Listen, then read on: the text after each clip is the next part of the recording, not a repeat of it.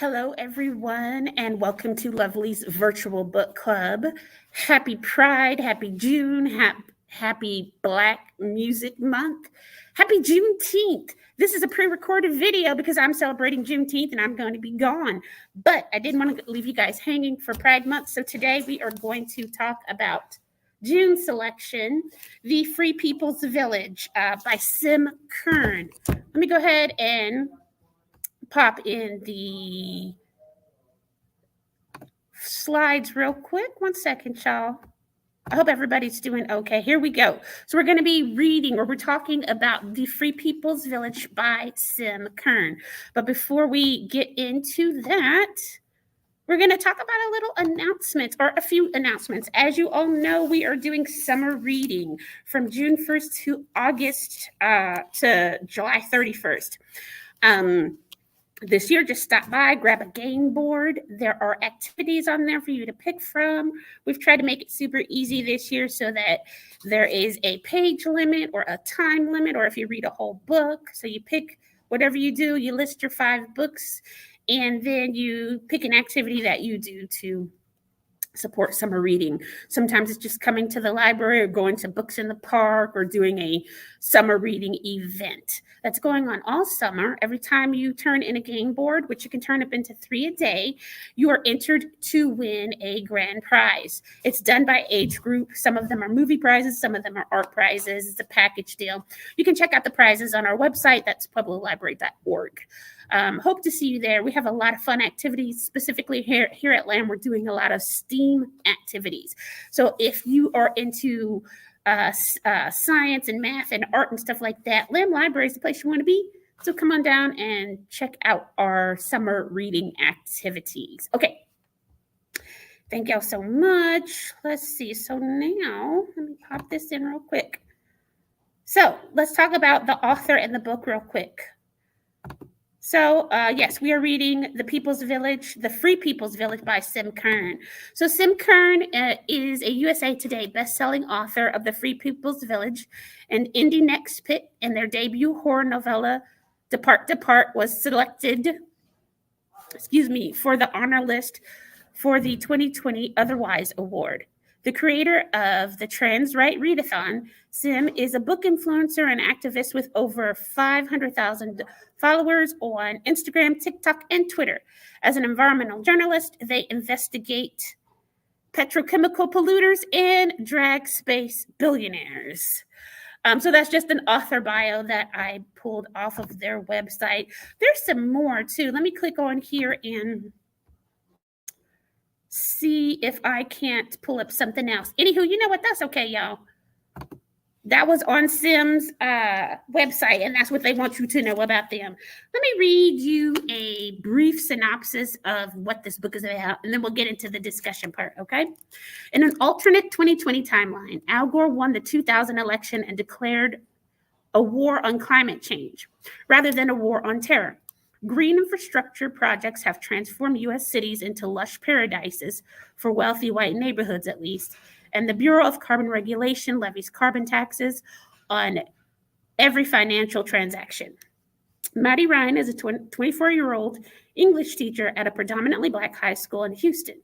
Teaching is just a job for her. It pays the bills, and she lives for band practices with her queer punk band, Bunny Bloodlust. When Maddie learns that the neighborhood where she teaches and her band plays is to be sacrificed for a new electromagnetic hyperway out to the suburbs, she joins a Black-led organizing movement fighting for the neighborhood.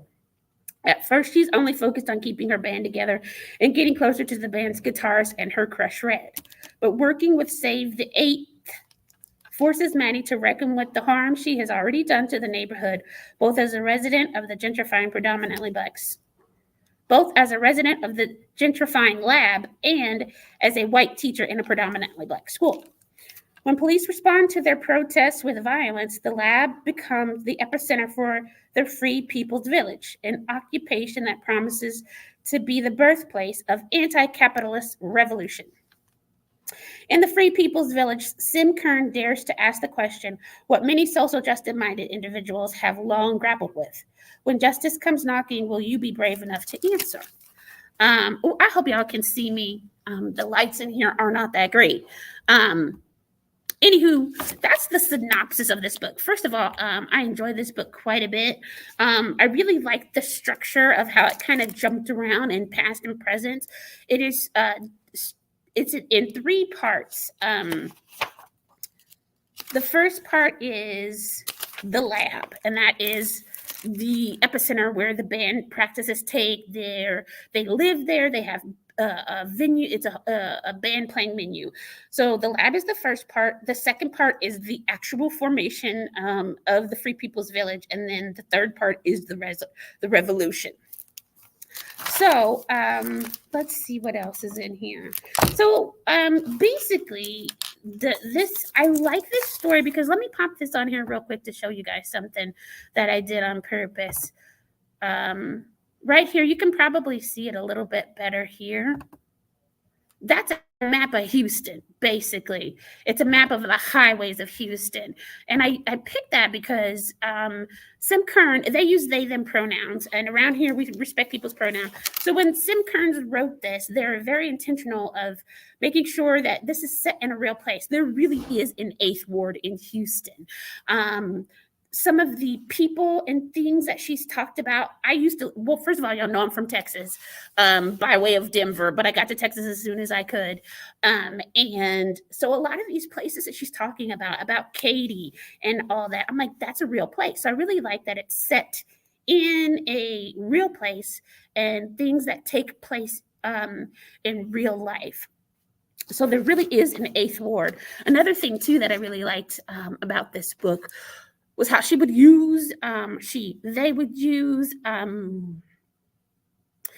references from real life too. I think it might be a little bit autobiographical. As I was stating earlier, Sim Kern taught English in Houston for a while. They also were a environmental journalist, and now they write books full time.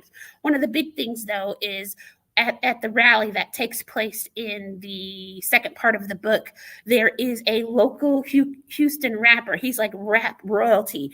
In the book, they call him Kim C, but really it's Pimp C. It's Pimp C from that Jay-Z song. Well, Pimp C has his own stuff, but most of y'all probably know Pimp C from Big Pimpin', Spintin' Cheese. It's just that Jiggin' Man, Pimp C, and B-U-N-B. They just call him Kim C. So anyway, I picked up on that and I was like, oh my goodness, I liked it. I really liked it because I recognized a lot of the places in the story. And unfortunately, a lot of the issues that were coming about because of the story. So one of the things that they definitely talk about is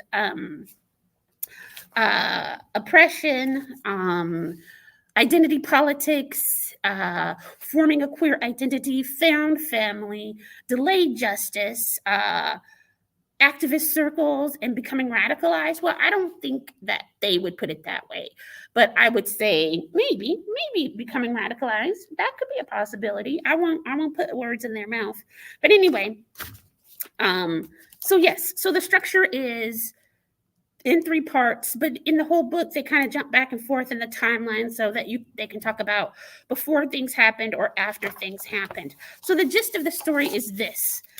Maddie is a young white school teacher who lives in the center of Houston. They are in a punk band called Buddy Bloodlust. The punk band's headquarters is in a poor Black neighborhood called the 8th Ward, shortened to the 8th. The landlord who owns the building that they all live in and practice in and host shows in, his name is Fish. He is a millionaire. He became a millionaire because he created an app that allowed people to transfer carbon credits back and forth to each other. You have to have carbon credits in this world to offset a lot of different things. Again, it's alternate. Al Gore won the election in 2000 and he declared a war on climate change. So this is allowing Sim Kern to discuss a lot of different things. They discuss how the system can be manipulated if you have access to money and power, and it is laid out in this in an instance really well. when Maddie is talking to one of her band members, Justas, and that's Gestas, Justas as in one of the thieves that was hanged with Jesus Christ on the cross. He's the one that didn't repent.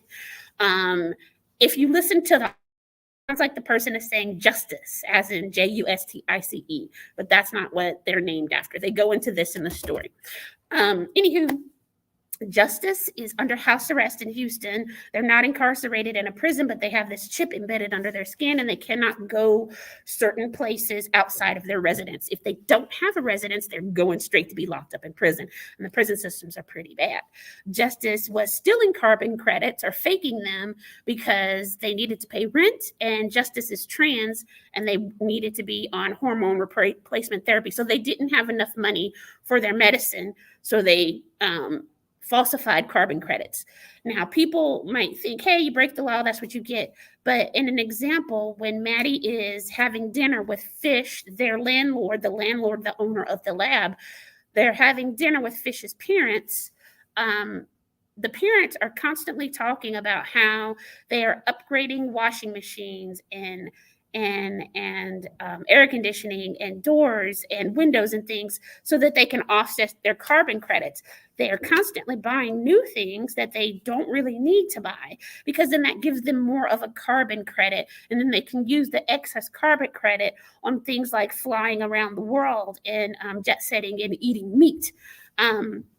They're gaming the system, they're manipulating the system, they're stealing too, but they have enough money not to get caught or to pay a little fine if they do, and they're not under house arrest like someone like Justas is. So it slowly talks about those different types of things and how it radicalizes people. Another thing that I really enjoyed about this book was when Justas or Maddie was learning things about the people that she was hanging out with and not necessarily living with, and how their lives were impacted differently. There was a whole process of, you need to learn and do the work.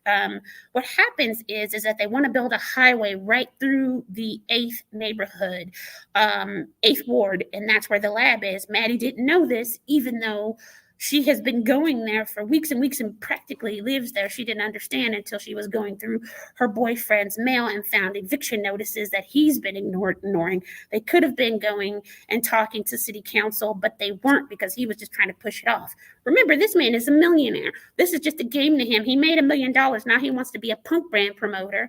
And so he can always just leave. That's not his neighborhood. He's not invested. So Maddie finds this out. She tells everyone about it. And they start deciding on what to do. Maddie, again, is an English teacher, and so a lot of her students live in the 8th ward. They are affected by this. Children's grandmothers have to move, aunties, all kind of things. So they start a protest to save the 8th. So as she's starting to enter into these activist circles, first of all, these people have been activists since forever. They are doing their thing. So she's coming in there, it's kind of green behind the ears, and she makes a lot of missteps. There is this one part in the book where they are talking about an ancestor call, where you call on your ancestors who have passed away. That's what it means to be an ancestor in the Black community, in the Black American community. It is someone who has passed on. And so everybody's calling out different people's names, and Maddie calls out Assata Shakur, and they all look at her funny. And Assata's not dead, y'all. She's just living in Cuba. Assata's alive. And so she makes those missteps like this. And so I think what Sim Kern was trying to do was not make a white savior novel and put Maddie as the hero, because Maddie is not the hero. She is the protagonist, but she is not the hero of the book by a long shot. And that's another thing that I like about the book, is that Maddie comes into an organizing space and doesn't try to take over and become the center. Maddie lends help. Maddie's in the kitchen peeling potatoes, cutting onions, and making chili to feed the people. Anywho, she makes a misstep. She puts her foot in her mouth. She goes and she speaks with Justas about it. Justas, who's incarcerated, but has a lot of lived experience and is very smart and educated, even though they didn't get the opportunity to go to college. And they start looking in Justas's room, and they see all these books. So Justice loans them books. They loan them The Pedagogy of the Oppressed, Assata, Are Prisons Obsolete? Are Prisons Obsolete by Angela Davis, and Black Marxism. And in the instance, they are talking to Maddie about what they're teaching the kids at school, and Maddie's like, yeah, my kids don't really like Animal Farm, or my kids don't really like To Kill a Mockingbird, but they really kind of like Animal Farm. And I remember being a youngster, not really caring for To Kill a Mockingbird either. And I love Animal Farm. I still remember Benjamin, the donkey's name and stuff, and how he got sent to the glue factory. But all I know, I just remember Scout. I don't remember Scout Daddy name or nothing like that from the other one. And Justice is explaining to Maddie it's because one was about white saviorism and the other one was about oppression, what it does to people, and which one they could identify was based off of different things that they're being taught. And Maddie starts to learn that these people can save themselves, and they have been working to save themselves. There are just a lot of stories that haven't been told. So they form the lab, right? Then they start using social media to tell the story of the highway coming through the 8th. And they're playing a gig, and there's thousands and thousands, well, thousands, hundreds of thousands of people there. Well, not hundreds. I would say thousands of people at least. Maybe a little less than that. Anyway, they end up getting tear gassed, and Maddie's having asthma attacks and things like that. And she ends up having to get people out of jail and whatnot. Anyway, this is where all the activists come in, and and that's how they form the Free People's Village, because they want to occupy this space and save it, and try to stall it so that nobody's houses, not just this one place, but nobody's houses get destroyed. So they start having, it's kind of like Occupy Wall Street, if you remember that movement from the mid 2000s. And all these other groups come in, and they start using resources and building community gardens and things like that. And one point they are talking about, they're having speeches, and this woman gets up, she's Native, and she starts, we don't know this at the beginning, but she starts talking in a language that Maddie's never heard of. Then she starts talking in Spanish. Then she starts talking in English, and she's saying the same thing over. Maddie realizes that this woman is saying, she's introducing herself. She starts realizing that the woman is saying that she's a Karankawa, and she's talking about how long they've been fighting for their autonomy. And if you went to school in Houston, Texas, like I did, I was in Houston, Texas for middle school, and they told us that the Karankawas was extinct. And I promise you, my sister had this very same experience of a young man in her class raising his hand in high school saying, I'm not extinct. He was a Karankawan right there. He had to tell the teacher that he had cousins and aunties and brothers and sisters and people in his tribe who they're related ethnically, but not bloodline like that. And he's like, we're not extinct. I was told these people were extinct. And so Maddie is shocked that here's a Karankawan that she has been told has been extinct, and it causes her to question a lot of other things. So much so, she goes back to school and starts engaging her students in a different way with issues that concern them, and it enlivens the students. She's noticed that they have a presence and they're active in a lesson than and they weren't before. They're still reading of I keep saying of Mice and Men. I mean To Kill a Mockingbird. They don't like it.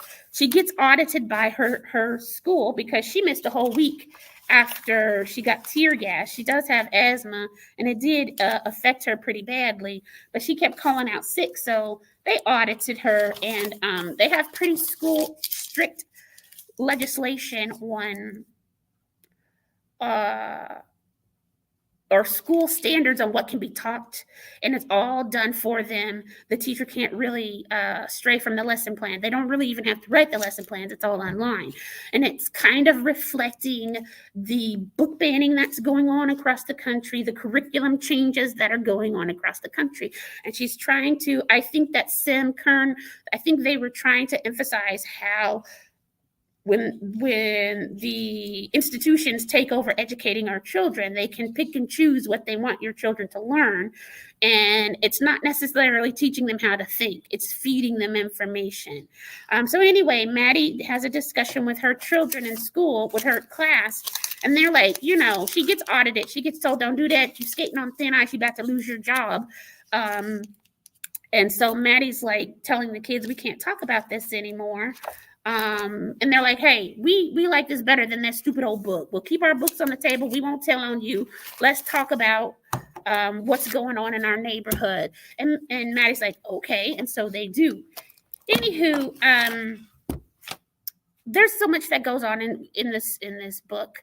I am glossing over a bunch because I am trying not to spoil it for you. If you haven't had a chance to read it, because these videos live on in perpetuity, and I don't want to spoil a book just because I forgot to say, hey, spoilers. But y'all should know that whenever we are doing any of the online live streams that I might accidentally spoil the book. What else did I like about this book besides the structure? Like I keep saying, Maddie let the people who live in this neighborhood and have to deal with the consequences of being oppressed in particular ways, lead the revolution. She was there to learn and support. I think a lot of the people of color kind of did do a lot of heavy lifting in the story, but I think that was Sim Kern's way of trying to point out how activist spaces and movements need to be led by Black and brown people. I did also really like the discovering of their queer identity and how they oppressed it. Maddie has a lot of church hurt. They grew up in a fundamentalist religion where they were taught to not question too much about the patriarchy, and that's how Maddie ended up marrying their alcoholic husband, who was probably queer and taking it out on Maddie that he couldn't live the life that he wanted to live. In the end, in the last part of the book, it talks about how the police do come in and raid the place. They get ratted out by Fish. Fish had hired a lawyer to help with Justice's case as far as being locked up for trying to use carbon credits to pay for medicine that they actually needed to survive. There is an incident that I will not talk about right here because I didn't give a trigger warning, but if you read this book, there's trigger warning for SA. And if you don't know what that is, look it up. It's capital S, capital A. So there's trigger warning for that. Anyway, Fish gets mad because he gets called out and told about some things that he has done. And so he rats him out to the police. The place gets torn down. Bulldozers come in. And the movement is scattered and it changes everybody's life. Some people are changed irreparably, and others have had to keep the movement alive in other ways. I think that is as close as I can get to saying what happened without spoiling it too much. I really like this book. I liked the way that Sim used a lot of current events to explore a lot of different topics and themes. And this book does. It is a very queer-coded book. There are so many different identities in here. And not just, there's white queers in here, but not just gay and lesbian, but trans folk too. Identity is really, really explored in this book quite a bit. And it's not just the queer identity. Maddie had to really think about her religious identity and what did that mean for her, and how, what are those lessons that she learned, and was she going to keep any of them as she transformed herself into this new version? I think those questions are worth exploring for a lot of people. And as I talk about a lot on here, I grew up in a Buddhist household. I'm familiar with some of the Christian story and theology and things like that. But the church hurt is a theme that I see reoccurring again and again and again in a lot of different discussions. Anywho, I really enjoyed this book for all of those different reasons. It talks about climate justice, climate change, activism, identity, allowing the people who are affected by the movements or these issues the most to lead in their own liberation. And I really did like the fact that Sim did their best to try and not make Maddie a white savior and to explore what that means and the issue of white people needing to be comforted. And they really made Maddie sit in her discomfort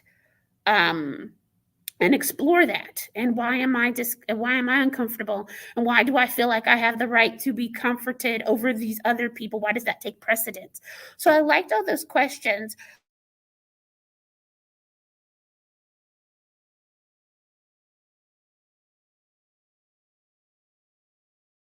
Something happened. Oh, there. I'm sorry. Something happened, y'all. I think it's a great book. I really think that it will help people explore a lot of current events and come up with maybe things you need to put in your journal. Put it in your journal about why they feel certain things, to explore things, and how to support in becoming better versions of themselves.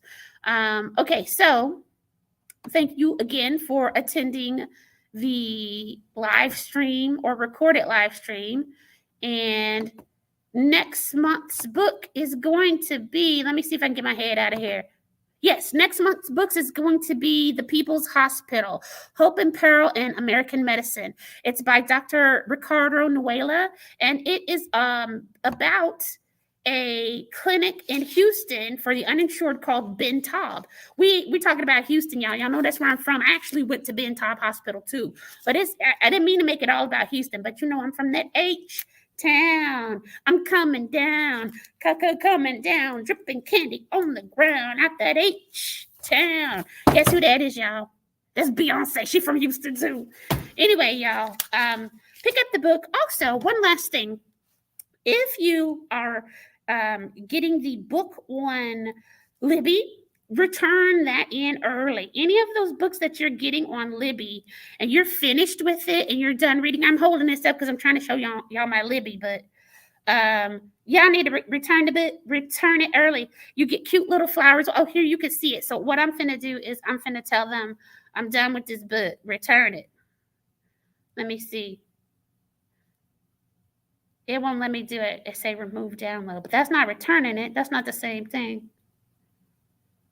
Anywho, return the book early so somebody else can read it. It's not like on Hoopla where multiple people can check out one book. So let me see if it lets me return it on here. Ciao. Okay, y'all, I'll take care of returning it later. I'll talk to y'all later. Again, remember that next month's book is The People's Hospital by Ricardo Nuela. I will see you at 4 o'clock on the 4th Thursday of the month. Wait, I think it's the 3rd Thursday of the month. Anyway, see y'all next month for The People's Hospital, okay? Bye.